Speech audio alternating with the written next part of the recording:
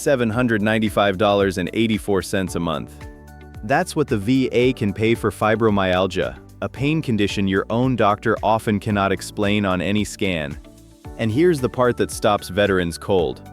For a whole group of you, you don't have to prove it's connected to your service at all. Picture waking up already exhausted, aching everywhere, every test coming back clean while you still hurt. That's fibromyalgia, and chronic fatigue syndrome sitting right beside it. There's a shortcut that gets these service-connected almost automatically, but it's tied to a deadline most veterans never hear the date of, and once that clock runs out, the shortcut closes. Hold that thought.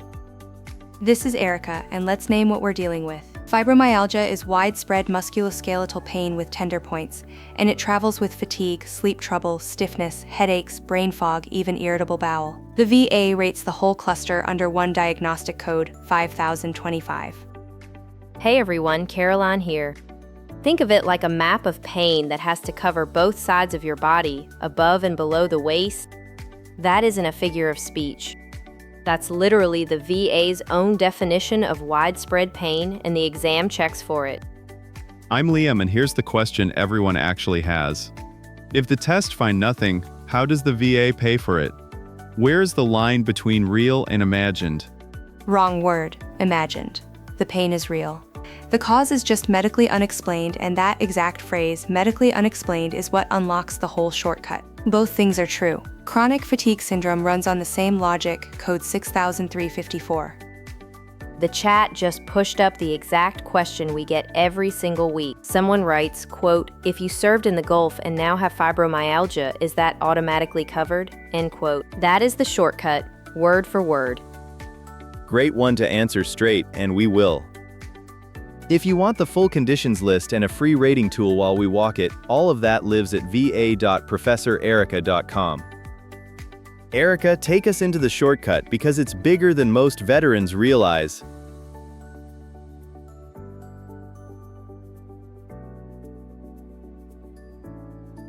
Here's the mechanism, and it's the heart of the episode. Normally, to win a claim, you have to prove a nexus, a medical link between your condition and your service. That link is where most claims stall. For Gulf War veterans, one regulation erases that whole step. It's 38 CFR 3.317. It says a medically unexplained chronic multi-symptom illness, and it names fibromyalgia, chronic fatigue syndrome, and functional gut disorders by name, is presumed connected to your service. Presumed. You don't build the link. The regulation hands it to you. Run that back because it's enormous. The single hardest part of a normal claim, gone by rule. So who qualifies? The clause is specific. You served in the Southwest Asia Theater of Operations on or after August 2nd, 1990. My read is theater means a lot more than just Iraq. Am I right on that? You are. It's Iraq, Kuwait, Saudi Arabia, Bahrain, Qatar, the UAE, Oman, the neutral zone, and the Gulf waters and airspace above them. Afghanistan counts too, on or after September 19th, 2001. Boots or a ship in that theater, you're likely covered. The desert I deployed to is doing the work a doctor's letter usually has to do. Exactly that, and here's the number that makes it real. The illness only has to become manifest to 10%. That's a doorway, not a mountain. 10%, and the presumption kicks in. That settles the connection question for a huge slice of you watching. But connection is only half the check. The other half is how big the rating gets, and that's where people leave money behind. Let me pause for just a second, because this genuinely helps. If you are getting value here, hit that like button, then subscribe and ring the bell. It costs you nothing, and it is the single biggest thing that keeps these videos coming.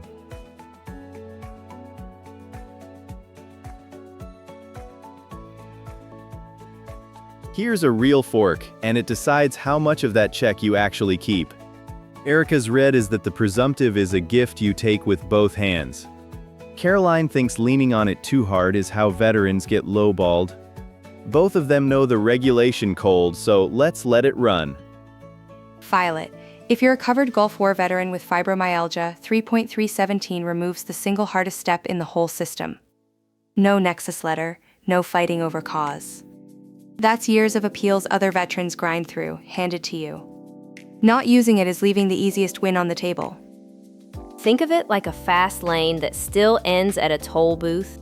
The presumption gets you service connected. It does not set your percentage. Lean on it and stop there, and the rater has nothing to rate but a thin file, and thin files get 10%. Caroline, hold there, because here's a case neither of you has touched. What about the veteran who never set foot in the theater, stateside, or a later war? Then the shortcut isn't yours at all. No qualifying service, no presumption. You're back to a full Nexus claim, and you'd better have a doctor's letter. That's my whole worry. We sell the shortcut, and the veteran who needs a Nexus doesn't build one. Fair for that veteran. But for the one who did serve there, $9,500 a year for pain already sitting in the chart, and you'd have them second-guess the easiest path they'll ever get? Then take the point Caroline just made and answer it directly, Erica. If the presumption only proves connection, how does a covered vet still reach 40%? By documenting the cluster. Constant pain, the tender points, the fatigue, the sleep loss, the flare days. The presumption opens the door. The symptom record is what carries you from 10 to 40. So we agree on the work, Caroline. We just disagree on the fear. The clause says constant, or nearly so, for the 40. Where's your proof of constant, Erica?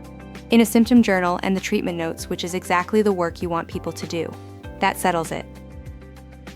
We're on the same side. So here's what I'd actually do, and the VA backs it in writing. If you served in the theater, the smart play is to file under 3.317. It's a real shortcut to connection, and refusing it is foolish. But it only opens the door. Document the constant symptom cluster to earn the rating, and if you never served in that theater, build the Nexus the old way. That's the honest verdict, both halves of it.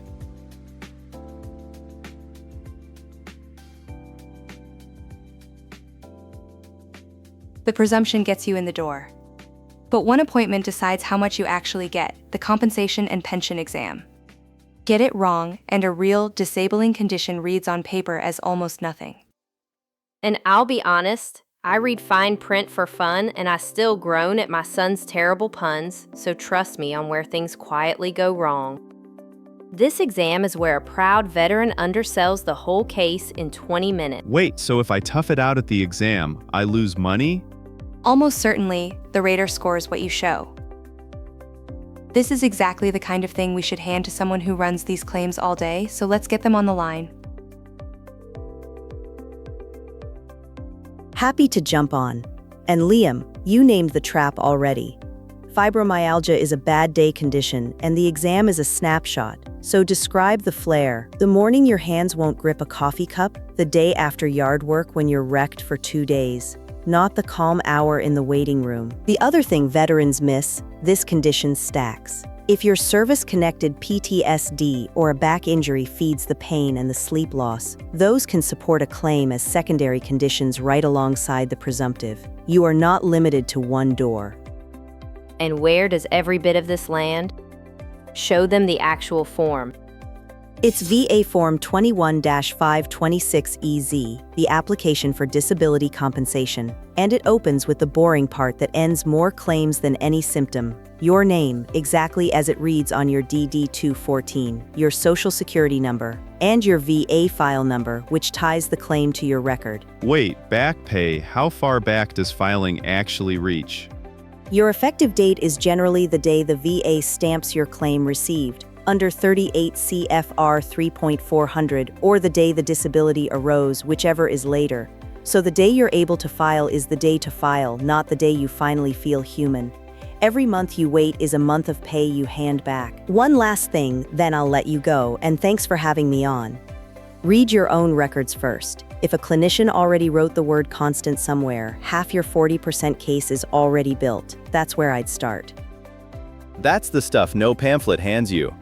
Appreciate you making the time for us.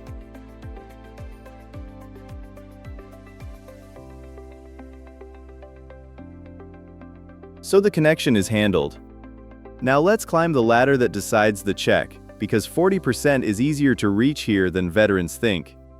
Let me walk you up it. Fibromyalgia has 3 rungs, and they all turn on one thing: how constant the pain is. At the bottom 10% is the veteran whose symptoms are controlled by continuous medication. You take the pills, you function, but the condition is real and documented. The middle rung, 20%, is episodic pain with flare-ups, present more than a third of the time. But the top rung, 40%, the scheduler maximum, is pain that's constant, or nearly so, and doesn't respond to treatment. So the word that moves you up the whole ladder is constant.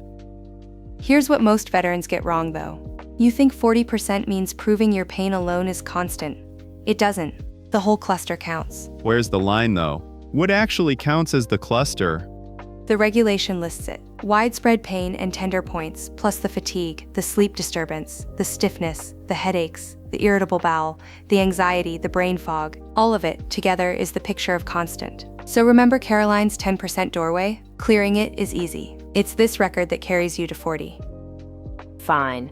Read it again slower, and I have to give you this one. I came in worried the shortcut makes people lazy. But the cluster does the real work, so filing it is the right call. I'll take that back. For chronic fatigue syndrome, though, the ladder goes even higher, right? Right, code 6354 climbs to 60, and to 100% when the fatigue is nearly constant and cuts your daily activity to less than half of what it was. That settles it. Same evidence habit, much higher ceiling.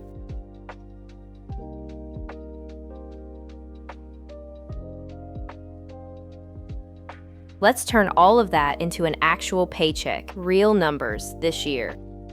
Take a veteran alone at 40% for fibromyalgia. That's $795.84 a month, effective this cycle. Now run it across a year. $9,550. Every year for a condition already in your chart. And it doesn't stop at 1 year, does it?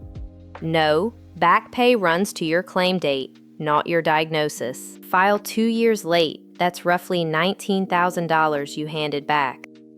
Remember the deadline I flagged at the very top? Here it is, December 31st, 2026. Hold on, it's not any 10%. It has to hit 10 by that exact date, or the door shuts. So this isn't a someday benefit. The shortcut has a clock, and it's this year. File before it closes. That's the move.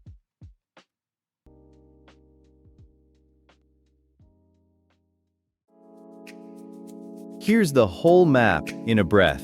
Fibromyalgia and chronic fatigue are medically unexplained, and for Gulf War veterans, that's the feature, not the bug. 3.317 presumes the connection. The symptom cluster earns the rating, and the clock is ticking this year.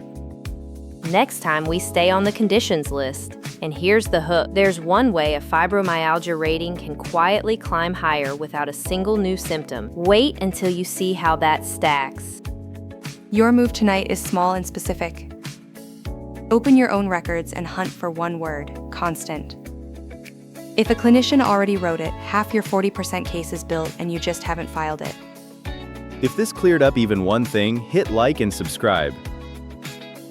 We're working through the whole VA rating book, condition by condition, and every like puts this in front of another veteran who's been told the pain is all in their head. And one for the comments. Did the VA connect your fibromyalgia to your service on the first try, or did you have to fight for it? I learned something putting this one together, and I hope you did too. Stay curious, stay strong, and yes, stay humble, even when you look this good. Until next time. I keep waiting to find something to critique, Leo. I have given up. 9 out of 10. This is Professor Erica. Thanks for watching and signing off.